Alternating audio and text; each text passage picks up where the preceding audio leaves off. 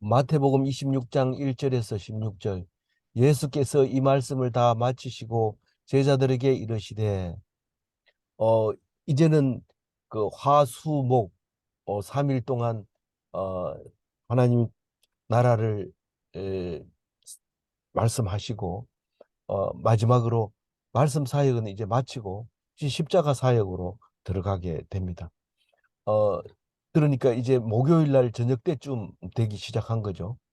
어 화요일 날 그 무화과나무 저주를 하는 것을 시작으로 해서 어제 작은 자에게 물 한 그릇 준 것이 이 크다고 하면서 천국에서 어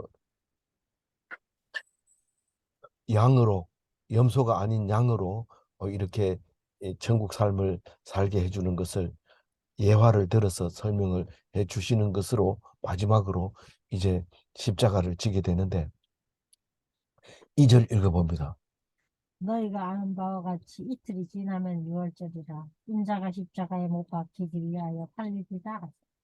6월절은 그 유대인의 절기이기 때문에 주로 거의 대부분이 안식일에 절기가 들어갑니다.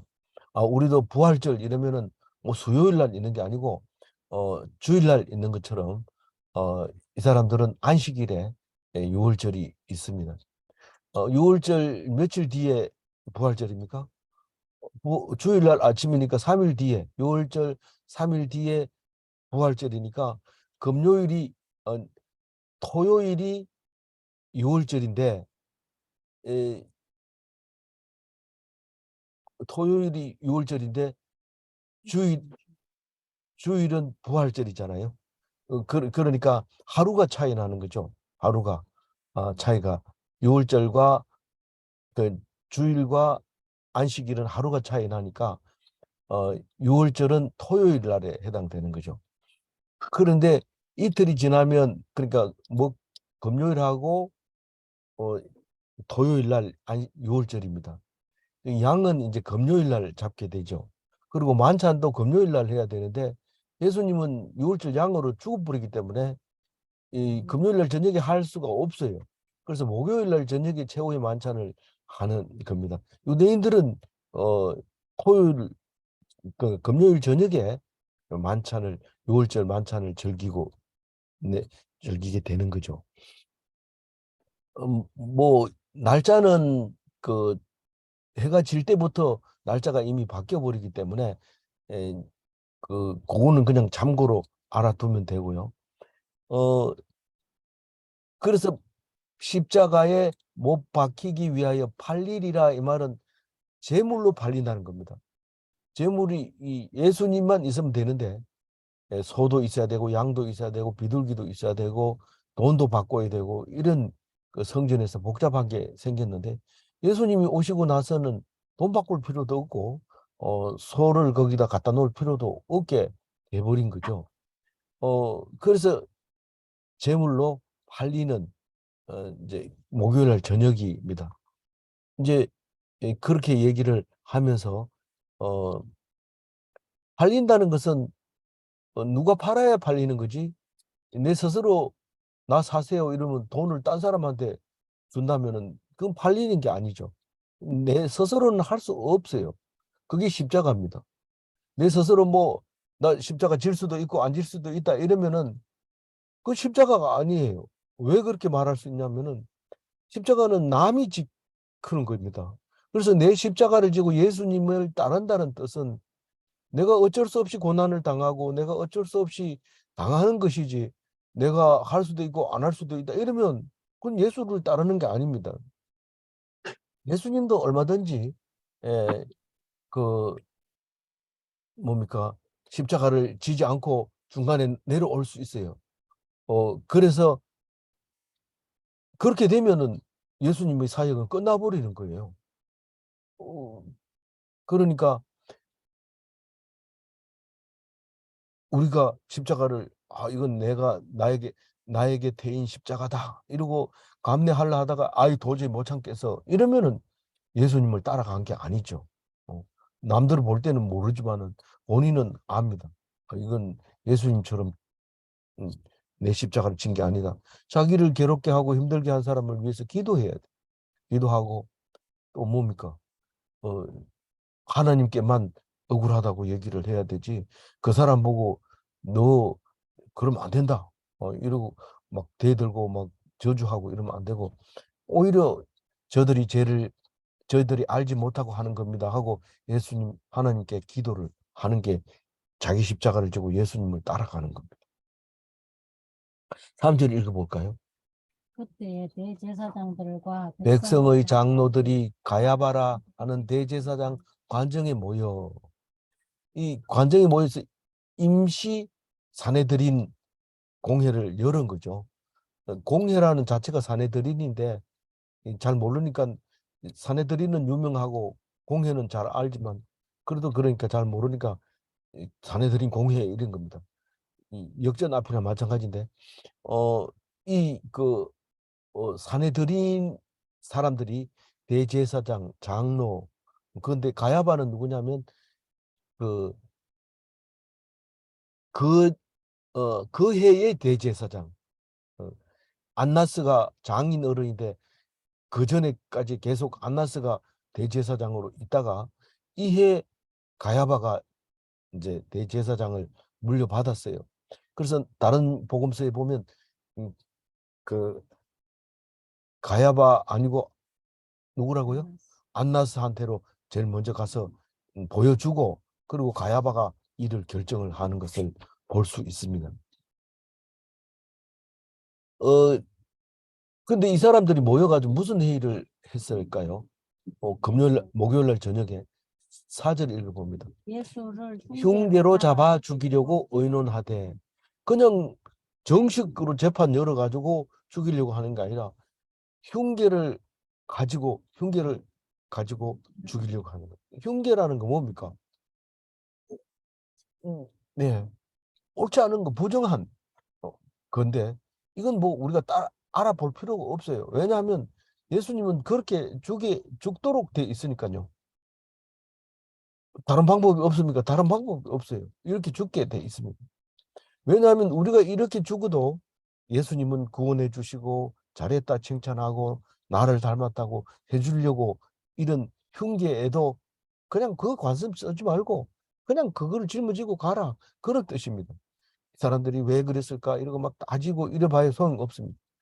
이 사람들은 결국은 다 그 후손들이 힘들게 되는 히틀러에게 엄청나게 많은 사람이 죽게 되는데 히틀러가 그럼 잘했단 말입니까?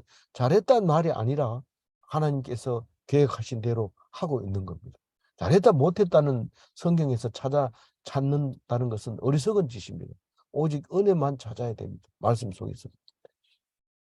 5절 읽어봅니다. 말하기를 밀란이 날까 하노니 명절에는 하지 말자 하더라. 그 회의 중에서 한 말이 이 명절에는 하지 말자 이 말은 6월절에 하지 말자는 겁니다. 근데 6월절에 안 하면 결국은 남은 시간은 금요일밖에 없습니다. 이 금요일 날을 죽이자고 해서 죽여는 것도 있지만은 그게 어쩔 수 없이 6월절 어린 양으로 죽을 수밖에 출애굽 때 어린 양을 잡았잖아요. 그 하고 똑같은 양을 잡는데 예수님이 아니라도 어린 양을 잡아요. 유대인들은 양을 미리 일주일 전부터 음, 먼저 골라가지고 2마리를 골라서 한 마리는 6월절 제물로 삼고 한 마리는 그, 그 아사셀 염소는 아사셀로 보내고 그거는 속죄일에 그렇게 하죠. 그런데 어린 양은 그 6월절 어린 양은 금요일 날 잡는 게 맞습니다. 어, 이 사람 예수님을 잡는다고 하니까 어, 왜 그렇게 잡도록 돼 있었을까요? 라고 물으면은 21장 38절에 예수님이 예를 들어서 설명을 했어요. 포도원에 새를 주고 떠난 새를 주고 새 받으러 종을 보내니까 자꾸 죽이니까 아들을 보냈는데 아들도 죽입니다. 뭐라고 죽이냐면 이는 상속자니 자 죽이고 그의 유산을 차지하자. 이 사람들은 지금 예수님이 하나님의 아들이라 그러니까 시끄럽고 귀찮은 거예요. 하나님 이러면 자기들이 최고 높았는데 그거를 못하게 하려고, 그리고 그 일을 자기들이 하나님에 대해서만큼은 자기들이 다 알아서 하려고 그렇게 음, 그 죽여버리는 거죠. 6절 읽어볼까요? 예수께서 베다니 나병 환자 시몬의 집에 계시. 여기 베다니 나병 환자 시몬, 베다니 이러면 우리가 잘 아는 나사로가 있습니다. 나사로가 죽은 자 나사로 막 쌈에 나는 그를 풀어가지고 살려준 이 나사로가 있었습니다. 그런데 나병 환자 시몬이라는 사람이 이 분명히 그 사람일 거다라고 얘기를 하고 있어요. 그 왜냐하면 그 요한복음에는 아예 딱 그렇게 말해버려요. 이게 에, 그 마르다와 마리아의 오빠 베다니에 있는 마르다와 마리아의 오빠 나사로가 어, 시몬인지 아니면 그 나사로 말고 시몬이라는 오빠가 또 하나 더 있었는지 그건 모르지만 분명하고 확실한 것은 그 동생 마리아가 향유를 부은 것으로 이제 기록을 확실하게 하고 있습니다. 그러면 어떻게 맞느냐? 안까먹이가 어떤 거, 쑥까먹이가 어떤지 어떻게 하냐? 이렇게 할 때 마가복음을 제일 먼저 쓰고 마태복음을 쓰고 누가복음을 쓰고 요한복음을 썼다는 사실을 기억해야 됩니다. 그러면 마태복음과 마가복음에는 이 이야기가 비슷하게 쓰여지지만 누가복음은 아예 쓰지를 않고 요한복음은 분명하게 이 그 마르다의 오빠 마르야의 오빠라는 게 라고 표현을 할 때 그 사실이 어떻게 됐든지 간에 분명하고 확실하게 그 사람이라는 것을 이미 다른 사람들이 다 알고 있었다는 사실을 증명하고 있는 거죠. 그래서 감난 베다니는 두 군데가 있는데 강 건너 베다니, 요단강 건너서 지금 말하면 그 요르단에 해당되는 강 건너에 베다니가 있고 이, 이 감람산에 베다니가 있는데 감람산 이러면은 물론 성전하는 곳도 거기지만 또 마지막 그 게세마네 기도하는 곳도 거기지만 이 마르다와 마리아와 나사로의 집이 그 있다는 사실을 알고 무엇보다도 월 화수목 성전에 가서 말씀 전하고 이 베다니에 와서 자고 그러고 또 가고 이랬다는 사실을 압니다. 그래서 그 나병 환자 시몬의 집에 계실 때 그 마태복음과 마가복음은 똑같이 이 시몬이라고 말을 합니다. 어, 그런데 요한복음에서는 이렇게 11장 12절에 이렇게 말하고 있어요. 한번 읽어볼까요? 이 마리아는 향유를 주께 붓고 머리털로 주의 발을 닦던 자요 병든 나사로는 그의 오라비더라. 이 요한복음은 순서대로 적으려면 12장에 가서 마리아가 향유를 붓는 이야기를 합니다. 근데 왜 11장 2절에 이 얘기를 했냐면 미리 땡겨 쓴 거예요. 그 이야기를. 우리가 우리 동네 이야기를 할 때 옛날에는 그 앞에 동네 전방 둑이 있는데 그 둑이에 이름이 없었어요. 없었는데 옛날에 아버지가 맨 처음에 거기 올 때 거기다가 짐을 제일 먼저 불었어요. 근데 그걸 설명을 하려고 그러면 우리 아버지가 이사를 맨 처음에 왔을 때 거기다가 짐을 부르는데 거기가 어딘데? 종대거리다. 종대거리가 왜 종대거리? 나중에 종을 거기다 달아놓고 거기서 종을 지었기 때문에 종대거리다. 이렇게 말하는데 그래서 그때는 종을 단 적이 없었지만 지금 현재 우리가 설명하려면 결국 그 말을 해야 되는 것처럼 마리아는 향유를 주께 붓고 머리털을 주의 발로 닦던 자요. 이게 오라버니, 누구의 오라버니? 마리아와 마르다의 오라버니를 이렇게 설명을 하고 있는 겁니다. 그러니 이 누가복음 저기 나 누가복음에도 향유 옥합을 부은 사건이 하나가 있어요. 있는데 이 사건은 아니고 그거는 그 무슨 말이야? 막달라 마리아. 막달라 마리아라고 우리가 생각하고 있습니다. 왜냐하면 죄를 성경 속에서 제일 많이 은혜를 받은 사람, 그래서 제일 많이 사했기 때문에 그 비싼 향유를 발에 부었다. 발에 붓는 거는 요한복음도 발에 부었다 그러고 오늘 저기 그 말씀은 머리에 부었다고 하잖아요. 7절 읽어보세요. 한 여자가 매우 귀한 향유를 한 옥합을 가지고 나와서 식사하시는 예수의 머리에 부으니, 요건 머리에 부었다 하지만 요한복음에서는 똑같은 사건을 발에다 붓고 머리털로 씻었다 그러는데 누가복음에도 머리털로 머리를 향유 옥합을 깨고 머리털로 씻었다고 합니다.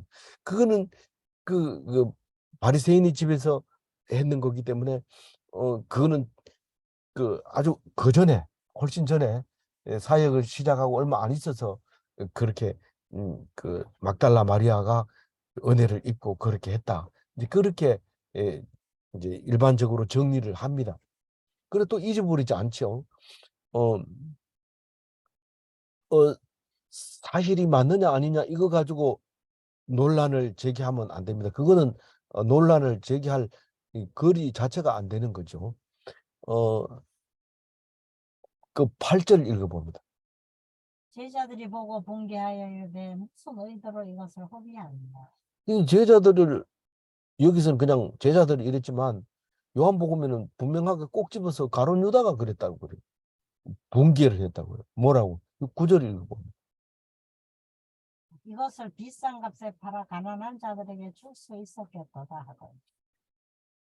그 요한복음에서는 분명하게 300도나리온이 비싼 값 300데나리온에 팔 수 있었겠다. 가룟 유다가 머리가 좋잖아요. 이게 3천만 원 정도 되는데 그렇게 비싼 향유 옥합을 깬 거죠. 거꾸로 얘기하면 옛날에 그 노동력이 쌌다 뭐 이렇게 말할 수는 있지만 어쨌거나 계산상으로 표상으로 그때 당시에 통화는 알 수 없지만 그렇게 나옵니다. 그런 가룟 유다가 그렇게 얘기했다고 그래요. 10절 읽어봅니다. 예수께서 아시고 그들에게 이르시되 너희가 어찌하여 이 여자를 괴롭게 하느냐. 그가 내게 좋은 일을 하였느니라. 우리가 좋은 일을 하고 나서 자꾸 사람들이 태클을 걸고 네가 뭐 잘난 척 한다 그러고 어, 자꾸 나쁜 쪽으로 이야기를 하면은 괴롭죠. 예수님이 압니다. 너희들을 괴롭게 하지 마라. 어, 그런 얘기를 하면서 좋은 일을 했다. 하나님을 기쁘게 하는 일이 가장 큰 일인데 큰 일을 했다. 좋은 일을 했다.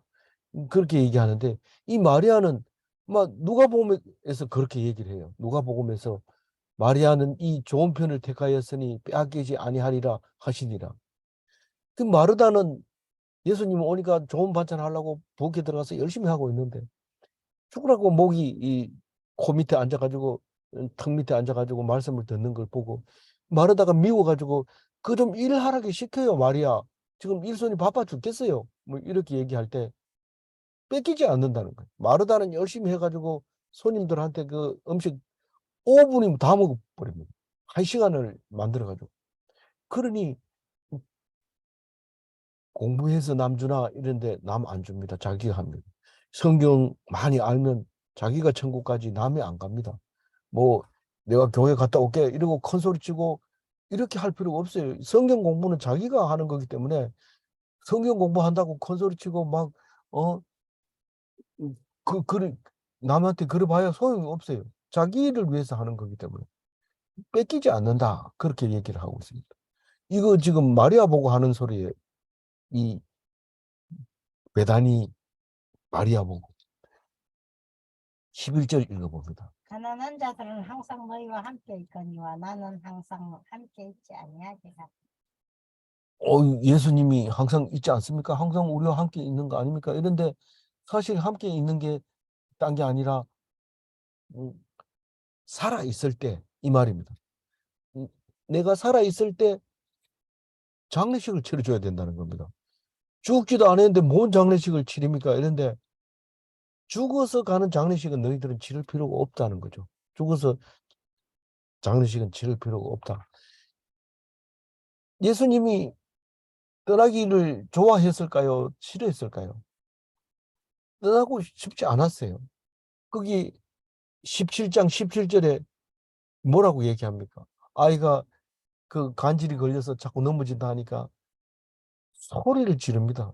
이 패역한 세대여, 내가 얼마나 너희와 함께 있겠느냐. 데리고 와라. 그래가지고 병을 고쳐주는 사건이 있는데, 우리가 영원히 함께 하지 못한다는 사실을 예수님이 그렇게 말하고 있습니다. 예, 예. 전준아, 마이크 조심하세요. 예, 예, 그, 어, 그렇게, 예,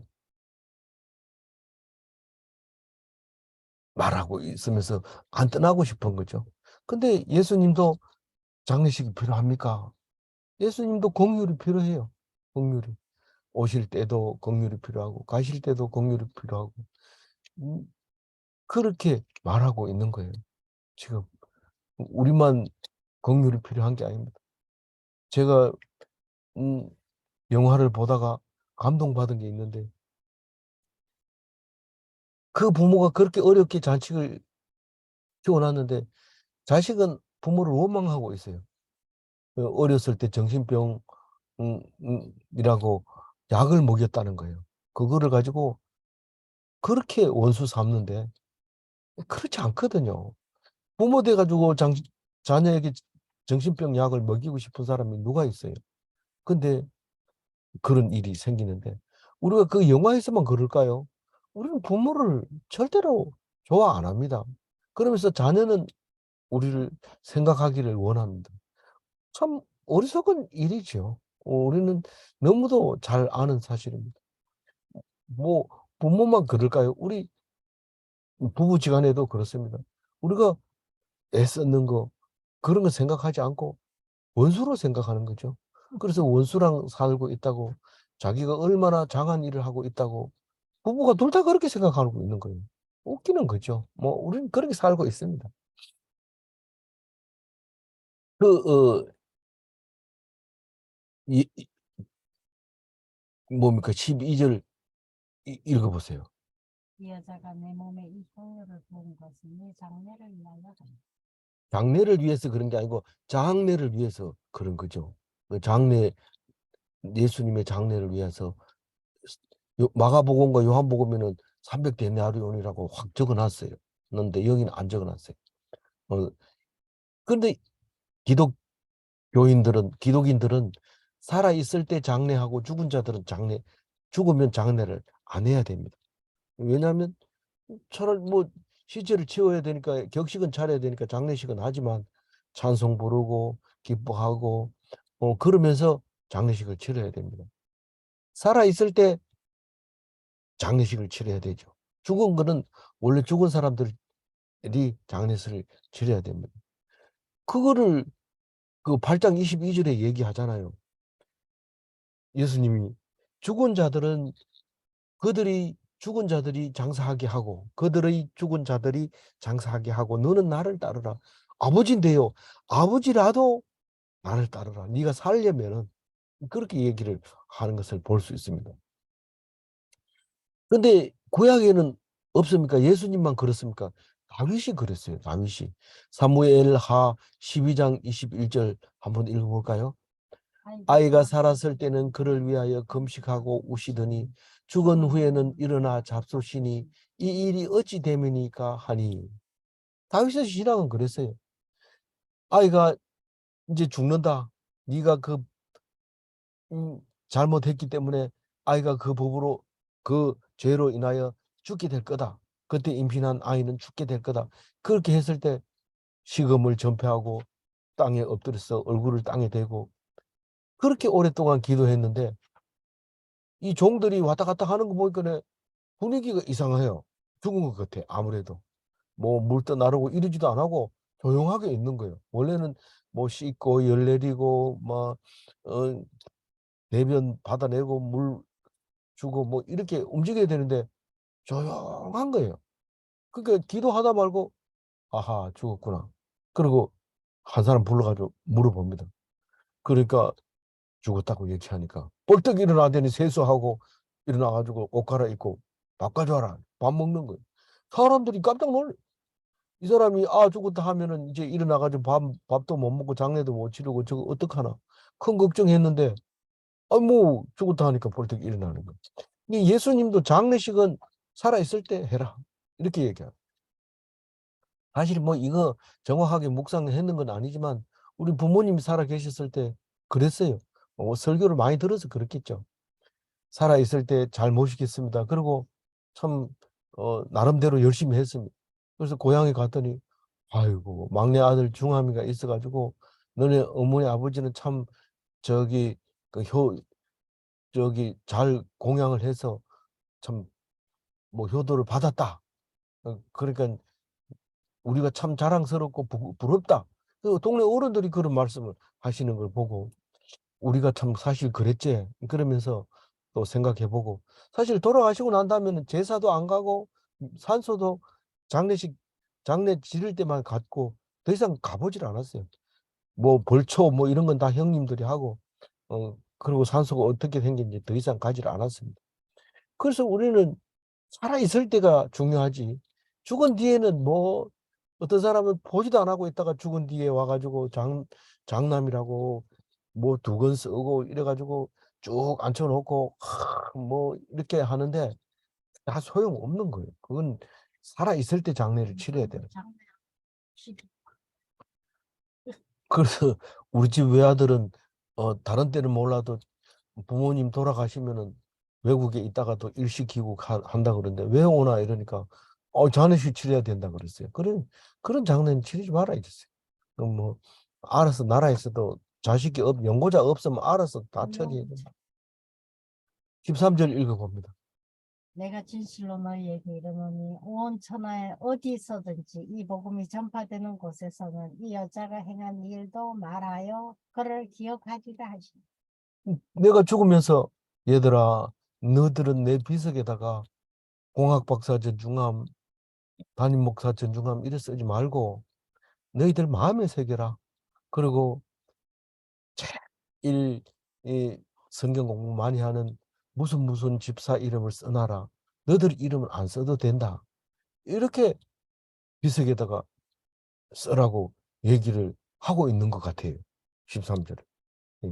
그래서 이 말하는 게 내가 진실로 너희에게 이르노니 온 천하에 어디서든지 이 복음이 전파되는 곳 예수 이름으로 구원을 얻으라. 그러면 예수 뒤에 반드시 베다니 마리아가 장례식을 치러준 예수 그리스도이다. 이렇게 말하라고. 이걸 비석에 새고 돌비에 새기지 말고 너희들 마음속에 영원히 기억해라. 그렇게 말하고 있는 겁니다. 세상에 비석을 마음에 새기라 하는 사람은 예수님밖에 없어요. 비석을 좀 비싸더라도 좀 청돌로 새기라. 뭐 누가 이렇게 빨리 망가지거나 이런 거 하지 말고 아무리 오래 있어도 안 썩는 걸로 그런 걸로 해라. 이렇게 얘기를 하면 됐지. 절대로 이렇게 말하지 않는데 예수님은 그렇게 말하고 있습니다. 오늘 14절 읽어보죠. 그때 12 중에 하나인 가롯 유다라 하는 자가 대제사장들에게 가서 말하되. 이 가룟 유다가 이제 뭐가 들어갔어요? 사탄이 들어가서 이제 이 사탄의 역할을 해야 됩니다. 누군가가 해야 돼요, 이거를. 누군가가 하지 않으면 예수님이 십자가를 질 수 없어요. 그것은 성경에 나와 있어요. 원래 옛날부터 누군가가 배신하게 되고 그래서 팔리게 되고 그래서 죽게 된다는 사실이 있습니다.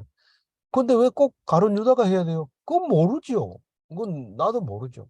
모르지만은 가룟 유다는 우리가 어떤 사람은 천국 가고 못 가는 거나 마찬가지로 가룟 유다는 처음부터 정해져 있는 거예요. 그래서 그, 유, 유, 그 요한복음 13장 29절 한번 읽어봅니다. 어떤 이들은 유다가 동계를 맡았으므로 명절에 우리가 썰 물건을 사라 하시는지 혹은 가난한 자들에게 무엇을 주라 하시는 줄로 생각하더라. 이 유다는 그냥 시시한 사람 아닙니다. 똑똑했어요. 제자들 중에서 제일 잘 나갔어요. 그래서 그 머리도 빠르니까 향유가 얼마짜린지 300데나리온인지 금방 계산이 나오고 그 1년치 가난한 자 도와줄 만하다. 그렇게 말해 그 돈께를 맡아가지고 좌지우지하던 일 잘하는 사실은 능동적인 거죠. 예수님은 이제 수동적으로 죽을 건데 반대로 제자들은 능동적으로 팔고 있어요. 팔고 있어요. 예수님을 이해하지 못했기 때문에 그렇죠. 나름대로는 이해했죠. 이해하고 남들한테 가르치기도 하고 영화에 보면 가룟 유다가 제법 제자들을 많이 가르쳐주고 있는 걸 볼 수 있습니다. 그리고 여자들은 가룟 유다만 나타나면 돈 맡아가지고 있어서 그런지 오빠 오빠 하면서 오빠 부대도 많이 있었다고요. 근데 그게 결국은 가룟 유다였다는 사실을 알게 되면은 우리가 얼마나 잘난 척하는 것이 위험한지 모릅니다. 15절 읽어보면 내가 예수를 너희에게 넘겨주리니 얼마를 얼마나 주리려냐 하니 그들이 그들이 은 은 30을 30을 달아주거늘. 이 은 30이 이 뭐냐 이러면은 은 33개를 말하는 겁니다. 왜냐하면 30 다음에 개라는 게 없기 때문에 이 무게를 가지고 말하는 거기 때문에 세 개를 말하는 건데 이 세 개는 옛날 출애굽기부터 또 있습니다. 이거를 사람 한 사람 종 한 사람 죽으면 소가 종을 들여받아 가지고 죽으면 그 종 값으로 소 주인이 33개를 주게 돼 있었던 거죠. 그게 이제 출애굽기 21장 32절에 나오고요. 스가랴서에는 아주 재밌는 얘기가 나와요.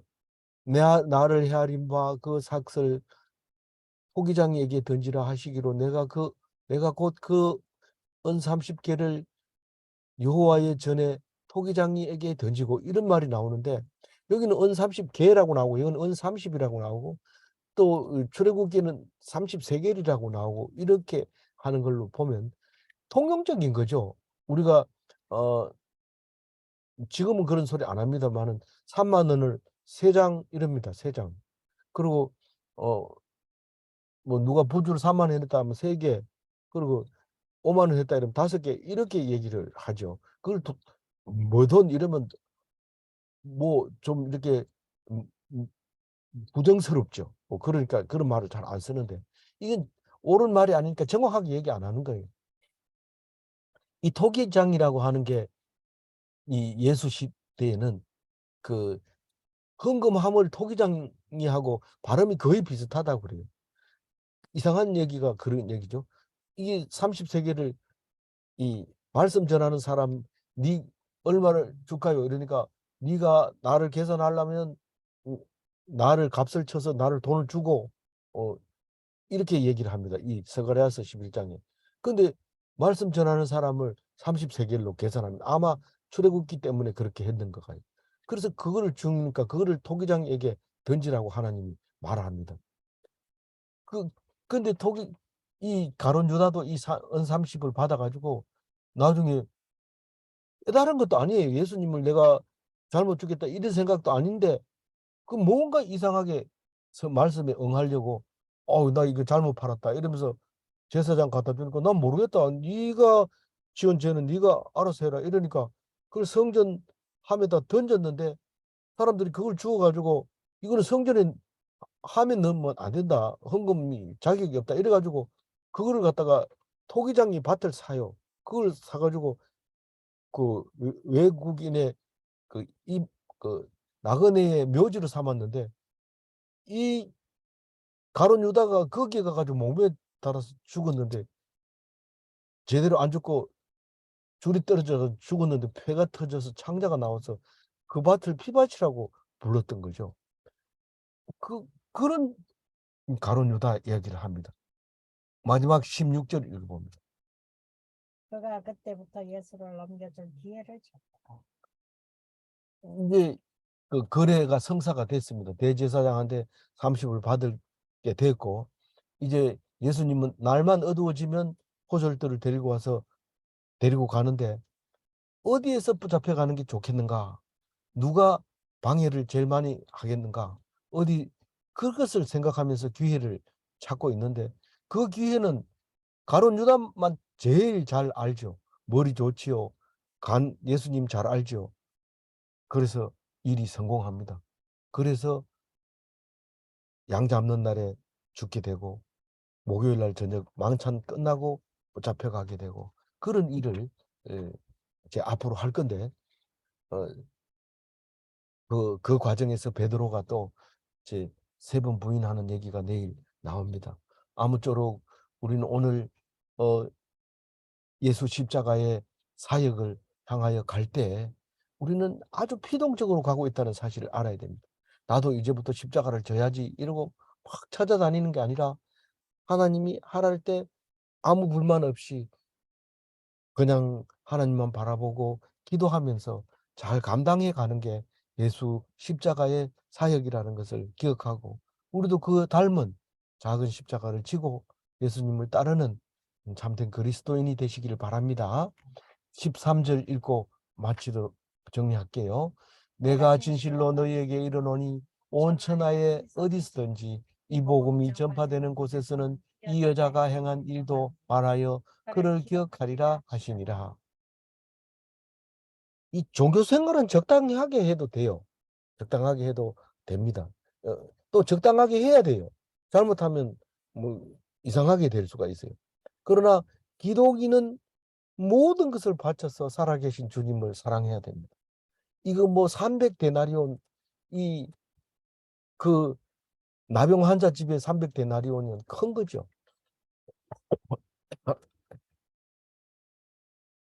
근데 우리가 죽도록 하나님 말씀을 사랑하는 것이 모든 것을 투자하는 겁니다. 돈 벌러도 안 가고요.